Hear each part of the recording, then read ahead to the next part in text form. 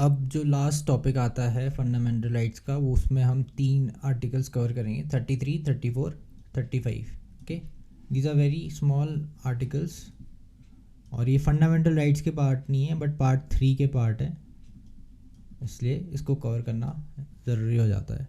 तो 33 कहता है कि power of the parliament to modify the rights conferred by this part in the application to forces. तो arm forces हो गया या members of forces for public order या फिर इंटेलिजेंस और काउंटर इंटेलिजेंस के जो फोर्सेस होते हैं, उनमें पार्लियामेंट कैन डिसाइड कि कितने हद तक पार्ट 3 के लॉज लगेंगे। ओके, तो ये है आर्टिकल 33। कुछ ज़्यादा समझाने को नहीं है इसमें। Parliament can modify the provisions of part 3 as far as armed forces are concerned। फिर आता है 34 martial law, military rule. Okay, martial law, तो जो मार्शल लॉ है it is borrowed in India from the English law. ठीक है, UK से लिया गया है ये, but martial law has not been defined in the constitution, anywhere in the constitution. तो ये बेसिकली 34 क्या कहता है, अगर martial law is in force है then the parliament can make provisions about part 3 in order to maintain और restoration of order in that area.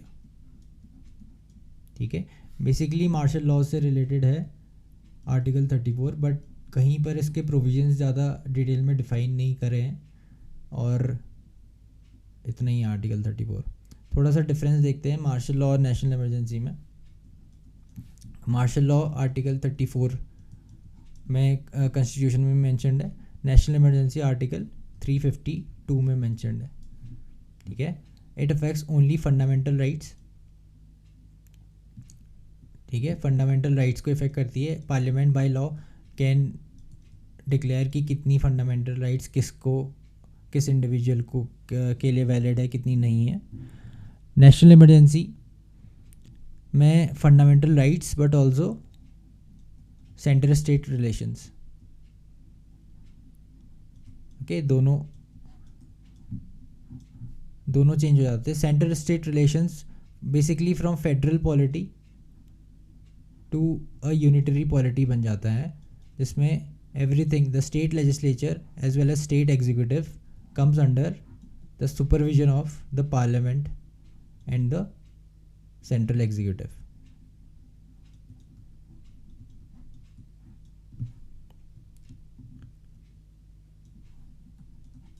Okay, तो fundamental rights तो इफेक्ट होती हैं। फंडामेंटल राइट्स में फंडामेंटल राइट्स और national emergency का जो रिलेशन है उसके लिए 2 आर्टिकल्स हैं, 358 और 359। ओके, 358 कहता है कि और 359 कहता है, 358 कहता है कि आर्टिकल 19 सस्पेंड हो सकता है। 359 कहता है इन्फोर्समेंट ऑफ राइट सस्पेंड हो जाएगी। इसमें थोड़े से न्यूआंसेस हैं, डिफरेंसेस है, जिसके बारे में हम इमरजेंसी वाले चैप्टर में पढ़ेंगे, तो इसके लिए अभी आप छोड़ दो। बस ये याद रखो कि फंडामेंटल राइट्स और नेशनल फंडामेंटल राइट्स और सेंटर स्टेट रिलेशंस दोनों इफेक्ट होते हैं। ओके, फिर आता है suspends the government and ordinary law codes. ठीक है, ये सस्पेंड कर देता है ऑर्डिनरी लॉ कोड्स को।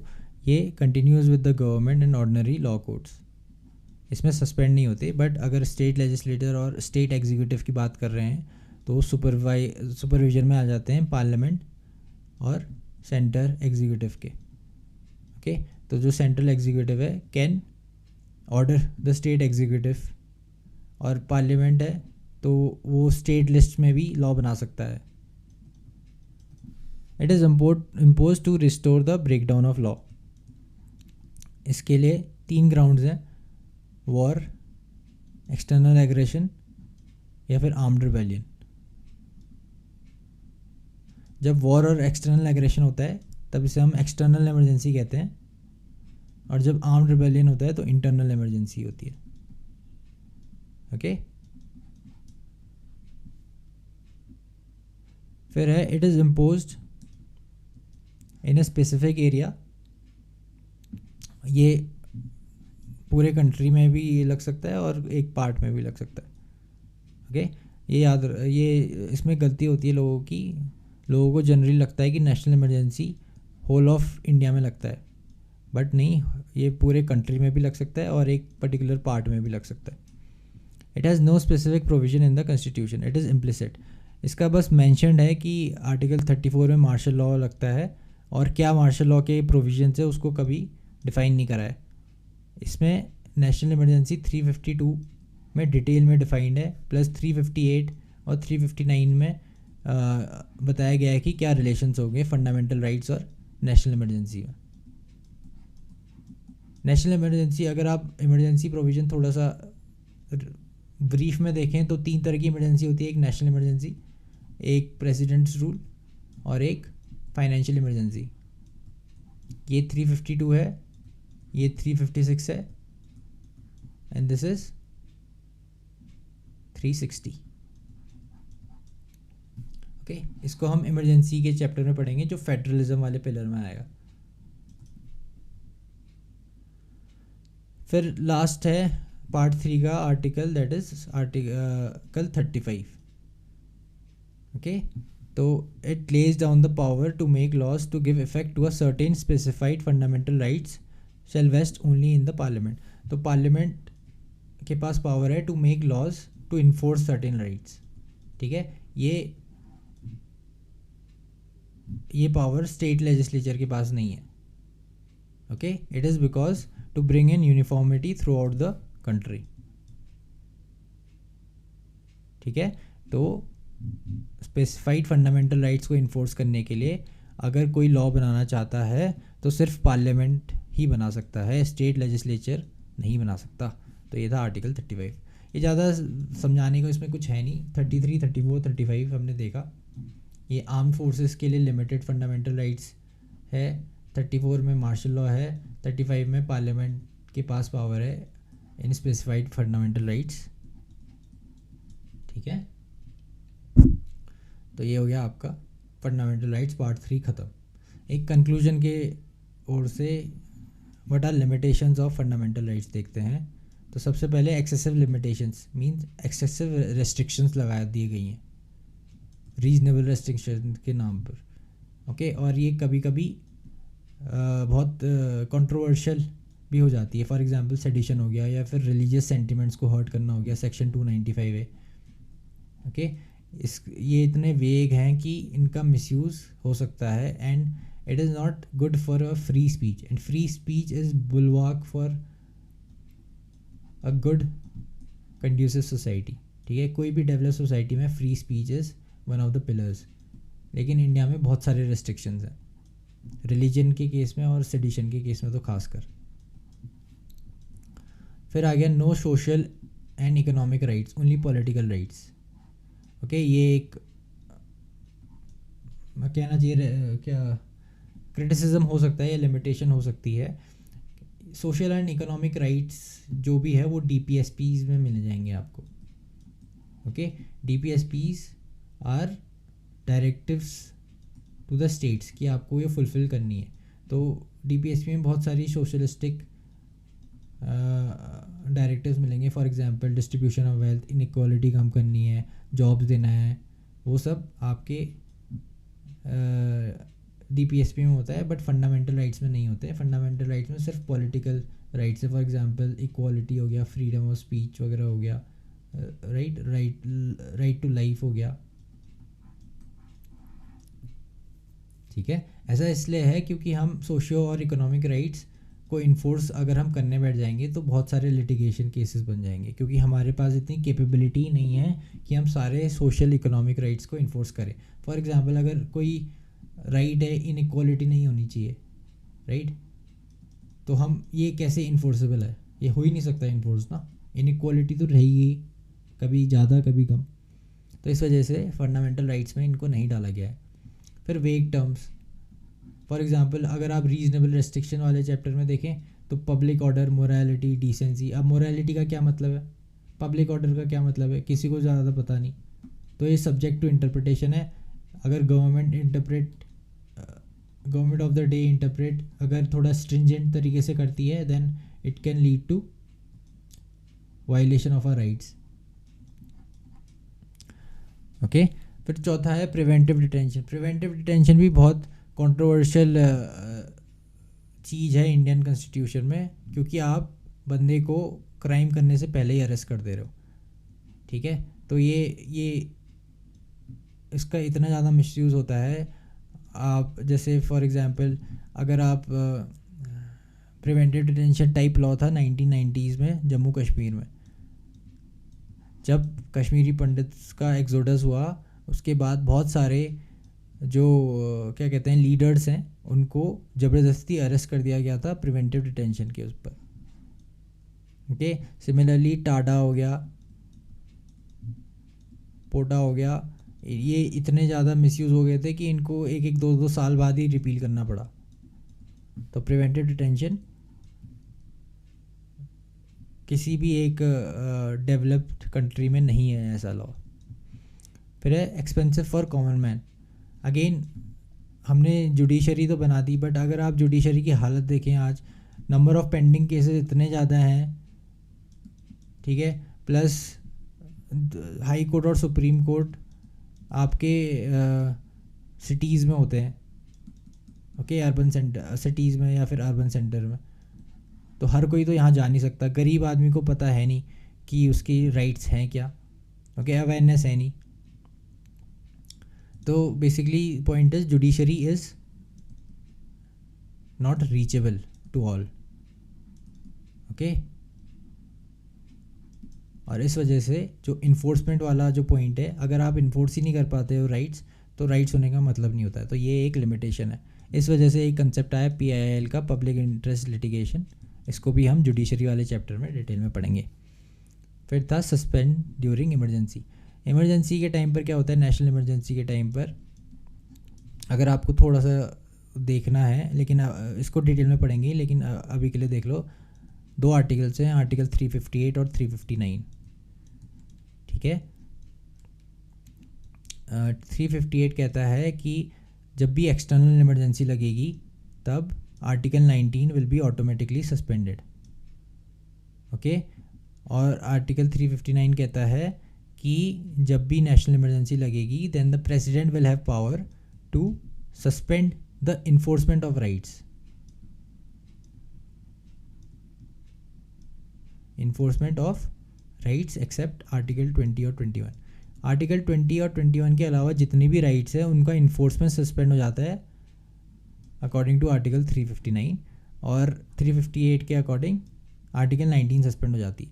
ठीक है, ये पूरा अगर आपको अभी समझ में नहीं आ रहा है तो इमरजेंसी में जब हम कहानी पढ़ेंगे तब आपको आराम से समझ में आ जाएगा। अभी के लिए बस ये याद रख लो कि इमरजेंसी में, नेशनल इमरजेंसी में राइट सस्पेंड हो जाती है। तो ये था आपका फंडामेंटल राइट्स का चैप्टर पूरा। अगर आप रिकैप करें, 12-13 में 12 है डेफिनेशन ऑफ स्टेट, 13 में जुडिशियल रिव्यू। थोड़ा रिकैप करते हैं। 12 हो गया आपका डेफिनेशन ऑफ स्टेट, 13 में definition of law plus judicial review का कंसेप्ट आया। ओके, 14 में इक्वालिटी, 15 में रिजर्वेशन इन क्या कहना चाहिए एजुकेशनल इंस्टीट्यूशन और नो डिस्क्रिमिनेशन वाले लॉ थे। 16 में equality of opportunity plus reservation in jobs, okay, in government jobs. 17 में अबॉलिशन ऑफ अनटचेबिलिटी। 18 में आपका हो गया कि टाइटल्स का अबॉलिशन। ठीक है, ये थे आपका राइट टू इक्वालिटी। फिर हमने देखा 19 में फ्रीडम, राइट टू फ्रीडम। इसमें 6 राइट्स हैं अलग अलग, ये देखना है। इसमें रीजनेबल रेस्ट्रिक्शन भी है, वो आपको याद करना पड़ेगा कौन सा रीजनेबल रेस्ट्रिक्शन किसके साथ है। फिर 20 में हमने देखा कि प्रोटेक्शन अगेंस्ट कन्विक्शन। इसमें तीन पॉइंट थे, क्या कहते हैं, no ex post facto, okay, no double jeopardy and no self incrimination. फिर हमने 21 देखा। 21 में right to life and personal dignity. ठीक है, इसका स्कोप देखा। इसमें 2 केसेस थे, AK गोपालन प्लस मिनर्वा मिल्स। ओके, ये इंपॉर्टेंट आर्टिकल है। फिर 21 में A में आपने देखा कि राइट टू एजुकेशन। फिर 22 आर्टिकल में क्या था, protection against preventive as well as punitive detention. ठीक है, ये था आपका राइट टू फ्रीडम। फिर 24 था राइट अगेंस्ट एक्सप्लॉयटेशन। तो 23 बेगार प्लस ह्यूमन ट्रैफिकिंग के अगेंस्ट है। 24 है चाइल्ड लेबर के अगेंस्ट। ठीक है, फिर 25, 26, 27 एंड 28 आर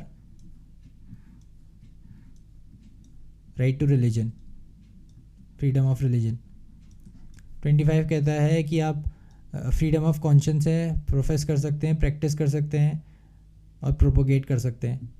26 है आप religious denomination, okay, you can establish a religious denomination और उसकी कुछ राइट्स है, you can manage it's affairs. 27 कहता है कि आपके जो टैक्सेस हैं will not be used for the promotion of any of the religion. Okay, और 28 है रिलीजियस इंस्ट्रक्शन के बारे में। ये आइडेंटिफाई करता है टाइप्स ऑफ एजुकेशनल इंस्टीट्यूशन और उनमें क्या रिलीजियस इंस्ट्रक्शन होने चाहिए नहीं होने चाहिए, वो है। फिर हमने 29, 30 कल्चरल एंड एजुकेशनल राइट्स देखी। आर्टिकल 29 है अगर आपका डिस्टिंक्टिव लैंग्वेज और कल्चर है then you will have the right to preserve it and this right is applicable to every section of every Indian citizen. ठीक है, और 29(2) कहता है कि there will be no discrimination in educational institution. 30 है this is the only right that is exclusively made for minorities. Okay, और ये कहता है कि minorities will have the freedom to open minority educational institution. Okay, और minorities कितने तरह की हैं, linguistic plus religious minority, but minority का डेफिनेशन ये डिफाइन नहीं है। ठीक है, ये था कल्चरल एंड एजुकेशनल राइट्स। फिर हमने 31 राइट टू प्रॉपर्टी था वो रिपील हो गया। इसके अलावा 31A, B, C में थोड़ा सा ब्रीफ में देखा, इसको हम डिटेल में जब DPSP का चैप्टर पढ़ेंगे तब आएगा। फिर 32 में है आपका राइट टू कॉन्स्टिट्यूशनल रेमेडी। इसमें हमने रिट्स देखे, 5 रिट्स हैं, habeas corpus, mandamus, certiorari, prohibition and quo warranto. फिर 33, 34, 35 ये छोटे से ज़्यादा काम के आर्टिकल नहीं है। 34 में मार्शल लॉ है, ये आर्म फोर्सेस और फंडामेंटल राइट्स से रिलेटेड है। और 35 है आपका क्या कहते हैं, पार्लियामेंट के पास पावर है to make laws regarding fundamental rights. ठीक है, तो फंडामेंटल राइट्स ख़त्म। Thank you.